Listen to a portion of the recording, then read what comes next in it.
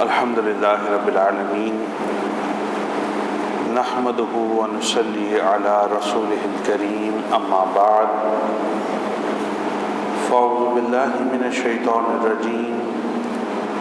بسم اللہ الرحمن الرحیم وَلْتَكُن مِّنكُمْ أُمَّةٌ يَدْعُونَ إِلَى الْخَيْرِ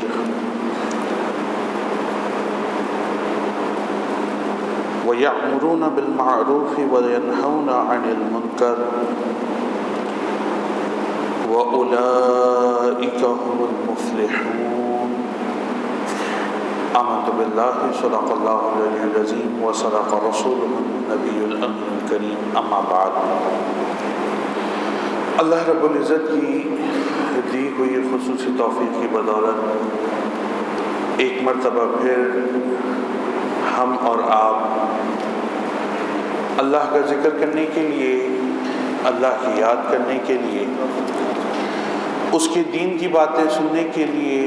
اس کے دین کی باتیں سنانے کے لیے اور اس کی بارگاہ عالیہ میں سربہ سجود ہونے کے لیے اکٹھے ہوئے ہیں۔ اللہ رب العزت کی بارگاہ میں دعا گو ہوں کہ ہم تمام کا یہاں آنا، یہاں بیٹھنا، کلام کرنا اور کلام سننا اللہ رب العزت اپنی بارگاہ میں قبول و مقبول فرمائے۔ جو آیت کریمہ سورہ آل عمران کی آپ کی خدمت میں تلاوت کی گئی ہے، آیت نمبر 104 ہے،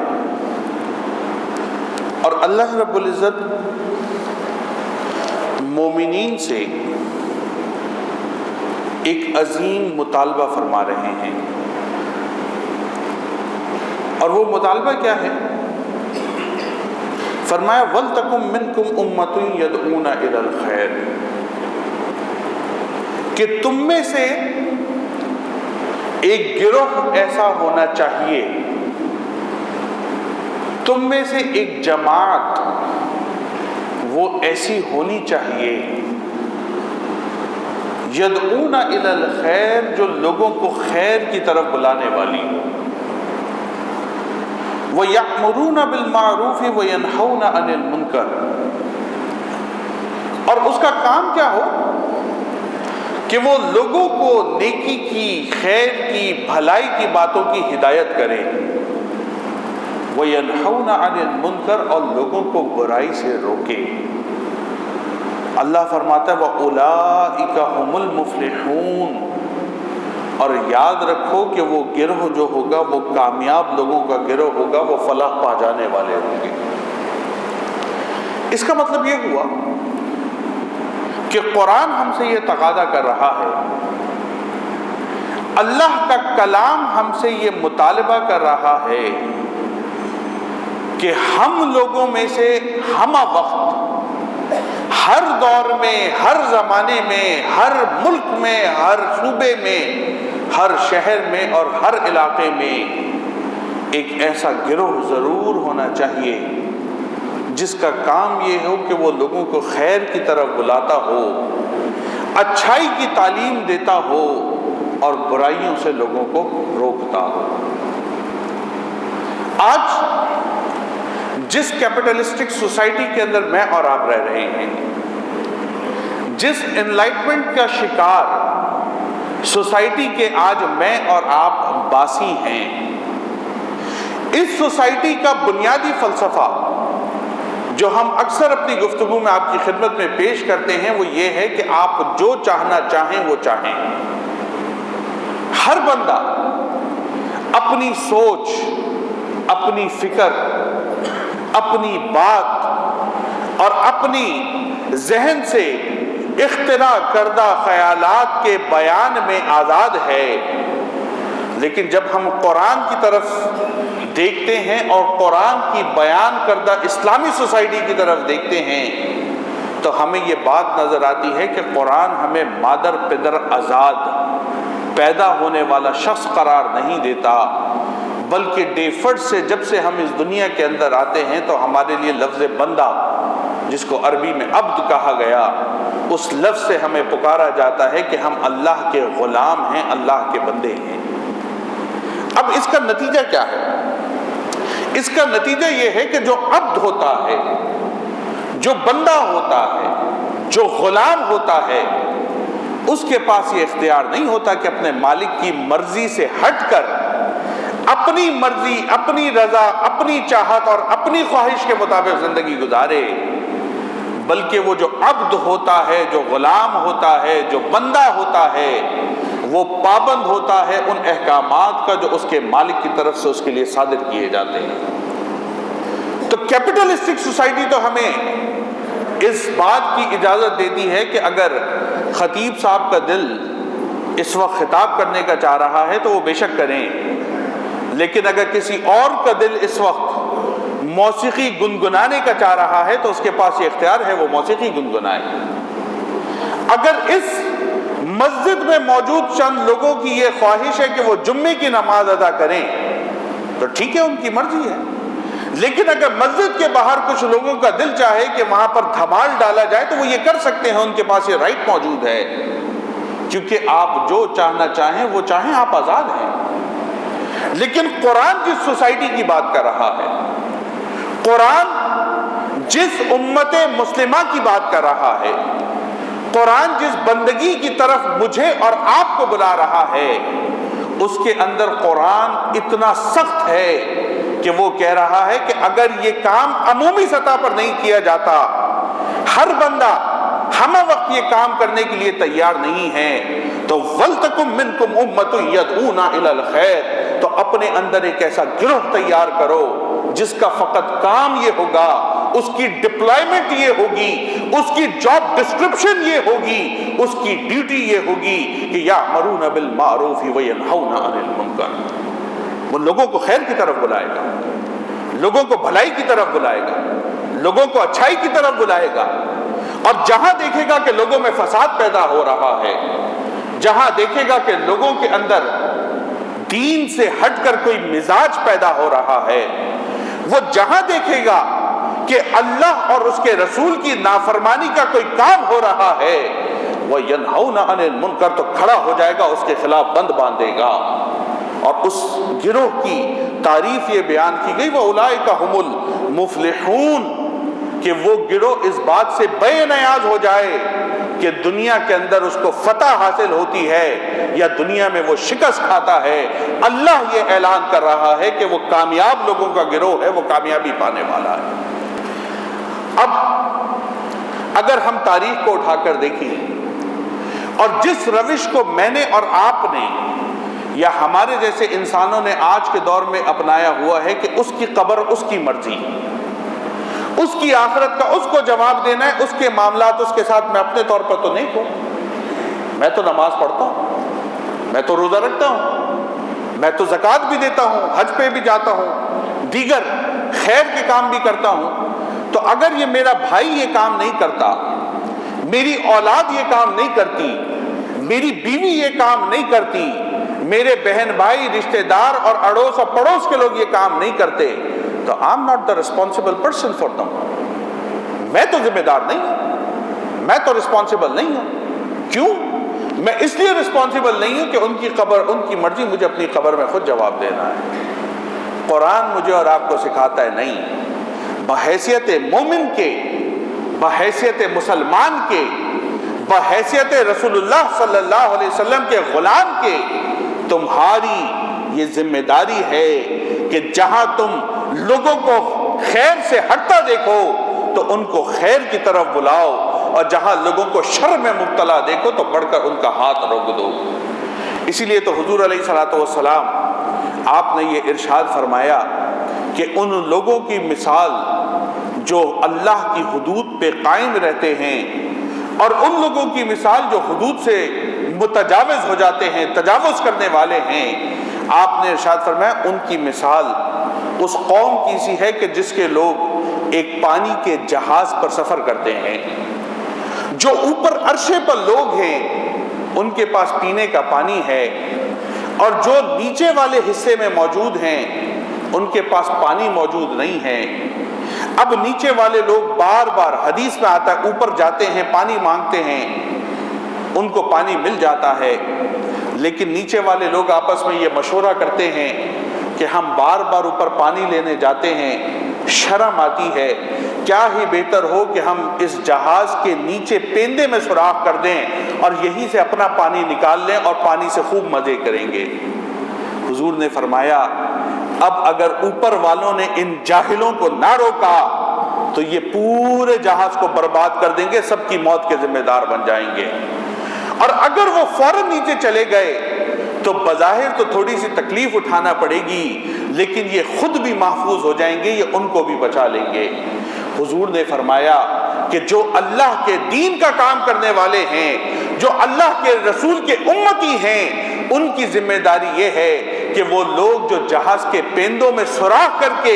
اپنی دنیا اور آخرت کو تباہ و برباد کرنے پر تلے ہوئے ہیں، ایک بندہ مومن کے اوپر یہ لازم ہے کہ بڑھ کر ان کو روکے، ورنہ یہ خود بھی برباد ہو جائیں گے، یہ ہمیں بھی برباد کرنے والے ہوں گے۔ نبی علیہ الصلوۃ والسلام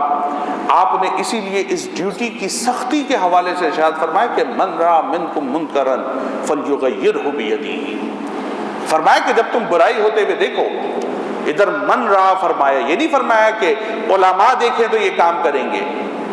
فضلاء دیکھیں گے تو یہ کام کریں گے، فرمایا نہیں،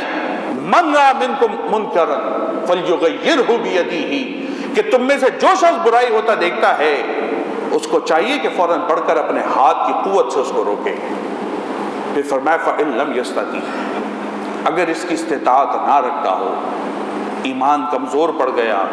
قوت کمزور پڑ گئی، تو فرمایا فَبِلِسَانِهِ، تو کم از کم اپنی زبان سے لوگوں کو روکو، ان کو برائی سے روکو، ان کو حق کی بات بتاؤ کہ تم غلط کہہ رہے ہو۔ اور یاد رکھیں کہ تاریخ کبھی بھی تلوے چاٹنے والوں کا ذکر نہیں کرتی، تاریخ ہمیشہ حق اور باطل کے درمیان جو ٹکراؤ ہوتا ہے ان ٹکرانے والوں کا ذکر کرتی ہے۔ تو اللہ کے رسول ہمیں یہ فرما رہے کہ تلوے نہ چاٹنے لگ جانا، بلکہ تمہاری ذمہ داری یہ ہے کہ اگر ہاتھ سے نہیں روک سکتے تو زبان سے روکو۔ فرمایا فَإِن لَمْ يَسْتَطِعْ، اگر اس کی بھی استطاعت نہیں رکھتے، فَبِقَلْبِهِ، تو پھر کم از کم اپنے دل میں اس کو برا جاننا۔ اور پھر حضور نے فرمایا وَذَلِكَ أَضْعَفُ الْإِيمَانِ، یہ تو ایمان کا بڑا کم تر درجہ ہے، یہ تو بڑا نیچے والا درجہ ہے جو تم اختیار کر رہے ہو کہ بھئی میں دل میں اس کو برا سمجھتا ہوں۔ فرمایا نہیں، تمہاری رسپانسبلٹی یہ ہے، تمہاری ڈیوٹی یہ ہے، تمہاری ذمہ داری یہ ہے کہ تم پہلی صورت میں ہاتھ سے لوگوں کو روکو، اور اگر تم دیکھو کہ تم ہاتھ سے نہیں روک سکتے تو فرمایا کہ پھر تمہاری ذمہ داری ہے اپنی زبان سے لوگوں کو روکنا شروع کرو۔ اب ہم اپنے معاشرے میں علماء نے یقیناً اس کی حد بندی بھی فرمائی کہ بھئی جو قوت نافذہ ہے، موجودہ سرکار ہے، یہ اس کی ذمہ داری ہے کہ وہ ہاتھ سے روکیں، جو علماء اہل علم ہیں ان کی ذمہ داری ہے کہ وہ زبان سے بولیں، اور عوام الناس جو ہے ان کی ذمہ داری ہے کہ وہ ان دونوں طبقات کو سپورٹ کریں، کہ وہ ان کی حمایت کے اندر لوگوں کو بتائیں کہ بھئی اس طرح سے معاملہ ہے، جس طرح فرما رہے ہیں آپ ویسے عمل کریں۔ یہ اپنی جگہ، لیکن ایک عمومی مزاج جو رسول اللہ صلی اللہ علیہ وسلم نے ہمیں دیا ہے، وہ مزاج یہ ہے کہ مجھے اور آپ کو برائی سے روکنا ہے اور خیر کی طرف لوگوں کو بلانا ہے۔ حدیث شریف میں آتا ہے نبی علیہ الصلوۃ والسلام آپ نے ارشاد فرمایا کہ بنی اسرائیل میں جب گناہ عام ہو گئے، بنی اسرائیل میں فرمایا کہ جب گناہ عام ہو گئے تو ان کے لوگوں نے، ان کے علماء نے، ان کے اہل علم نے ان کو منع کیا، فرمایا وہ باز نہیں آئے۔ تو ان علماء اور ان لوگوں نے کیا کیا کہ وہ ان کی مجالس میں بیٹھتے رہے اور ان کے ساتھ مل کر کھاتے اور پیتے رہے، یہاں تک کہ اللہ تعالیٰ نے ان میں سے بعض کے دل ان کے جیسے بنا دیے۔ پھر حضور نے فرمایا کہ حضرت داؤد اور حضرت عیسیٰ بن مریم علیہ السلام کی زبانوں سے اللہ نے ان پر لعنت بھجوائی، کیونکہ انہوں نے نافرمانی کی تھی اور وہ حد سے تجاوز کرتے تھے۔ اس کا مطلب کیا ہوا؟ اس کا مطلب یہ ہوا کہ اگر آپ دیکھتے ہیں کہ ایک شخص شراب پی رہا ہے تو آپ اس کو محبت اور پیار سے سمجھائیں کہ یہ بری بات ہے، یہ نہیں کرنا چاہیے، لیکن اگر وہ متواتر اپنے عمل سے باز نہیں آتا تو اب ایسا نہیں ہے کہ آپ کہیں جی میں نے تو 2-4 دفعہ سمجھایا، اب نہیں سنتا تو اس کی قبر اس کی مرضی، میری قبر میری مرضی، نہیں، اب میرے اور آپ کے اوپر لازم ہے کہ اس سے مقاطعہ کریں گے، اس سے الگ ہو جائیں گے۔ اگر کوئی شخص زانی ہے، ہمیں پتہ ہے یہ زنا میں مبتلا ہے، اس کو روکیں گے، اس کو سمجھائیں گے کہ تو غلط کر رہا ہے۔ سر عام کرے گا تو ہاتھ سے روکیں گے، چھپ کر کرے گا اور ہمارے علم میں آئے گا تو پیار سے سمجھائیں گے۔ لیکن اگر 4 دفعہ سمجھانے کے باوجود نہیں سمجھتا تو پھر میرے اور آپ پر لازم ہے کہ ہم اس سے مقاطعہ کریں گے۔ اگر ہم نہیں کرتے تو حدیث اس پر شاہد ہے کہ ان قریب میں اور میری نسل بھی شرابی ہو جائے گی، ان قریب میں اور ہماری نسل بھی زانی ہو جائے گی، اور ان قریب وہ سارے کے سارے گناہ جو معاشرے میں عام ہو رہے ہیں میں اور آپ بھی اس کا حصہ بنتے چلے جائیں گے، کیونکہ اللہ کے رسول نے فرمایا پھر بعض کے دل بعض سے اللہ ملا دیا کرتا ہے۔ اس کا مطلب کیا ہوا؟ مطلب یہ ہوا، نتیجہ یہ ہوا کہ بحیثیت مومن کے میرے اور آپ کے اوپر ذمہ داری بنتی ہے کہ ہم نہ صرف خود کو گناہوں سے بچائیں بلکہ لوگوں سے کو گناہوں کو کرنے سے روکا کریں۔ اب ہم گفتگو کو سمیٹتے ہوئے آخری بات کرتے ہیں کہ اللہ فرما رہے کہ تم میں ایک گروہ ہونا چاہیے جس کا کام فقط یہی ہوگا کہ وہ لوگوں کو خیر کی طرف بلائے گا اور برائی سے روکے گا۔ اس بات کے 2 حل ہیں، پہلا حل ذرا مشکل ہے، دوسرا آسان ہے۔ پہلا حل تو یہ ہے کہ ہم میں سے ہر شخص وہ اس بات کا، اس آیت کا ایکولی ایڈریسی ہے، یعنی اللہ کی سب سے مخاطبت ہے۔ تو ہونا یہ چاہیے کہ کم از کم ہم میں سے ہر شخص اپنے گھر کا ایک بچہ اللہ کے دین کی تعلیمات کے لیے وقف کرے۔ ہم اس کو عالم بنائیں، اس کو محدث بنائیں، مفسر بنائیں، فقیہ بنائیں۔ ہر شخص پر ذمہ داری ہے کہ کم از کم ایک بچہ گھر کا اللہ کے دین کے لیے وقف کرے کہ وہ بچہ دین سیکھے اور لوگوں کو دین کو سکھائے۔ اور اس بات کو ذہن میں رکھیں کہ لیڈرشپ پیدا کرنا اس وقت امت مسلمہ کی سب سے اہم ضرورت ہے۔ ہم دیکھ رہے ہیں نا کہ ہر طرف جو بھونچال کھڑا ہوا ہے، جو مصیبت آئی ہوئی ہے، وہ گڈ گورننس کے ایشوز ہیں۔ وجہ کیا ہے؟ کہ وجہ یہ ہے کہ وہ لوگ عہدوں کے اوپر جا کر بیٹھ چکے ہیں جو نہ دین سے کوئی تعلق رکھتے ہیں نہ اللہ اور اس کے رسول سے کوئی تعلق رکھتے ہیں۔ اگر میرے اور آپ کے گھر کا بچہ، ان علاقوں میں رہنے والے لوگوں کے گھروں کا بچہ اللہ کے دین کا عالم بنے گا تو کل کو اللہ جب اس کو کاروباری سطح پر کسی عہدے پر پہنچائے گا، سیاسی سطح پر کسی عہدے پر پہنچائے گا، ملکی سطح پر کسی عہدے پر پہنچائے گا تو وہ جو فیصلے کرے گا وہ اللہ اور اس کے رسول کی تعلیمات کے مطابق ہوں گے۔ پہلی بات، یہ پہلی ذمہ داری ہے، تھوڑی سی مشکل ہے۔ دوسری جو آسان ہے وہ کیا ہے؟ وہ یہ ہے کہ جو گروہ اس کام میں لگے ہوئے ہیں، جو لوگ اس کام میں لگے ہوئے ہیں، میں اور آپ ان کے معاون بنے، میں اور آپ ان کے مددگار بنے، ان کے سپورٹر بنے۔ یاد رکھیں بہت ساری سطحیں ہیں جس پر کام ہو سکتا ہے۔ ہاسپٹلز بنانا بہت اچھی بات ہے، لوگوں کو سڑکوں پہ کھانے کھلانا اچھی بات ہے، اسی طرح ٹوٹی ہوئی سڑکوں کی مرمت کروا دینا اچھی بات ہے، گٹر کے ڈھکن لگوا دینا بہت اچھی بات ہے۔ لیکن میرے بھائی، میرے دوست، اللہ کے رسول صلی اللہ علیہ وسلم جو اس دنیا میں تشریف فرما ہوئے وہ گٹر کے ڈھکن لگوانے نعوذ باللہ لوگوں سے نہیں آئے تھے۔ ان کا بنیادی کام یہ تھا کہ وہ اللہ کی روٹھی ہوئی مخلوق کا تعلق اس کے رب سے دوبارہ جوڑیں۔ وہ جو کفار تھے، جو مشرکین تھے، جو یہود تھے، جو نصارہ تھے، وہ ان کو اللہ کی بارگاہ میں پیش کرنے اور ان تک اللہ کی رسائی اور اللہ کا پیغام پہنچانے کے لیے آئے تھے۔ تو سب سے اہم کام جو بحیثیت مومن کے میرے اور آپ کے ذمے ہے وہ یہ ہے کہ وہ لوگ جو اس کام میں لگے ہوئے ہیں میں اور آپ ان کی سپورٹ کریں۔ پھر اس کے اندر مزید لیئرز ہیں۔ اس میں ایک طبقہ وہ ہے جو شور بہت کرتا ہے، جو گفتگو کرے گا، جلسے کرے گا، ادھر ادھر کام کرے گا، ایسے لوگوں کو پھر لوگ فنڈ بھی کر دیتے ہیں، سپورٹ بھی کر دیتے ہیں۔ کچھ لوگ وہ ہوتے ہیں جو خاموش سپاہی ہوتے ہیں، نظریاتی سرحدوں پر کام کرتے ہیں، تحریر کا کام کرتے ہیں، کمروں کو بند کر کے اپنے قلم کے زور سے لوگوں میں فکریات کو منتقل کرتے ہیں۔ ایسے لوگ عوام میں نہیں آتے۔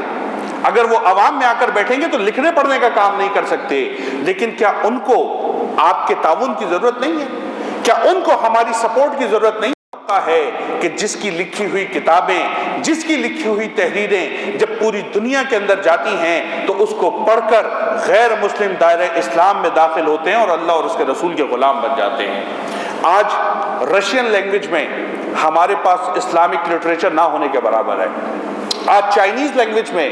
بہت محدود لٹریچر ہے جو ہمارے پاس موجود ہے. جیپنیز لینگویج کے اندر مسلمانوں کا کوئی ایسا قابل ذکر لٹریچر موجود نہیں ہے. جرمن اور فرینچ کے اندر ہمارے بزرگوں نے کچھ کام کیا ہے، ان علاقے کے رہنے والے، تو کچھ لٹریچر موجود ہے. لیکن میرے بھائی، میرے دوست، یہ جو اربوں انسان چائنا میں، رشیا میں اور ان علاقوں میں بستے ہیں، کیا میری اور آپ کی ذمہ داری نہیں ہے ان تک اسلام کا پیغام پہنچائیں؟ کیا میری اور آپ کی ڈیوٹی نہیں ہے کہ ان تک اللہ اور اس کے رسول کا پیغام پہنچائیں؟ ٹھیک ہے، دسترخوان بچھائیں، ہم منع نہیں کرتے. دیگیں کھلائیں، ہم منع نہیں کرتے. آپ ہاسپٹلز بنوائیں، ہم منع نہیں کرتے. لیکن میرے بھائی، میرے دوست، جو نظریاتی مشن اللہ کے رسول نے مجھے اور آپ کو دیا ہے وہ دین اسلام کی تبلیغ کا کام ہے. اور آخری حدیث سنا کر گفتگو ختم کرتا ہوں کہ حضور نے فرمایا، اے علی،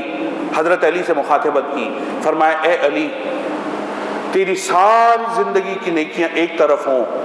تجھے ایسا عمل نہ بتاؤں جو ان سب پر غلبہ لے جائے. حضرت علی رضی اللہ تعالیٰ عنہ آپ نے فرمایا، خدا کے رسول مجھے ضرور آگاہ فرمائیں. نبی علیہ السلام نے فرمایا، علی، تیری محنت، تیری کوشش سے کوئی ایک بندہ دین اسلام میں داخل ہو جائے، تیری محنت، تیری کوشش سے کوئی ایک بندہ دین اسلام میں داخل ہو جائے، تیری ساری نیکیاں ایک طرف، وہ ایک نیکی ان سب پر غالب ہو جائے گی. اللہ رب العزت ہم تمام کو اپنے دین کی نظریاتی سرحدوں کی حفاظت کی توفیق مرحمت فرمائے، اور اپنے دین کے لیے اپنے بچوں کو، اپنے مال کو، اپنی اولاد کو وقف کرنے کی توفیق مرحمت فرمائے. وآخر دعوانا ان الحمد للہ رب العالمین.